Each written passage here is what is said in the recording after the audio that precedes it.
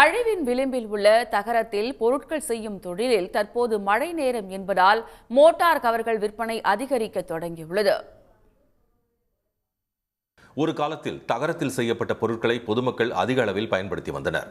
90களில் பள்ளி பருவத்தில் ஹாஸ்டலுக்காக பயன்படுத்திய ட்ரங்க் பெட்டிகள் இன்று ஏறத்தாழ காணாமல் போய்விட்டன.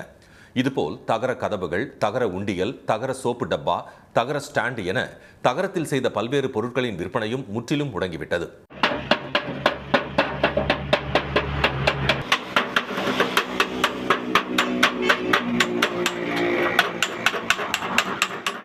இந்நிலையில் தூத்துக்குடி மாவட்டம் ஆழ்வார் திருநகரையை சேர்ந்த பாஜ்மீர் முகமது என்பவர் தென் திருப்பேரையில் தகரப் பொருட்கள் செய்யும் தொழிலை இன்றும் செய்து வருகிறார். தகரத்தில் மோட்டார் கவர்கள், மீட்டர் பாக்ஸ் கவர்கள், முறம், ஹோட்டல் மற்றும் பேக்கரிகளில் பயன்படுத்தப்படும் புகை வெளியேற்றும் குழாய் உள்ளிட்ட பொருட்களை தயார் செய்து வருகிறார். தகரத்தில் செய்யப்படும் பொருட்களின் விற்பனை தற்போது வெகுவாக குறைந்துள்ளதால் அருகேயுள்ள முக்கிய ஊர்களுக்கு சென்று அங்கு பாத்திர கடைகள் மற்றும் ஹார்ட்வேர் கடைகளில் தான் தயார் செய்த பொருட்களை விற்பனைக்காக கொடுத்து வருகிறார்.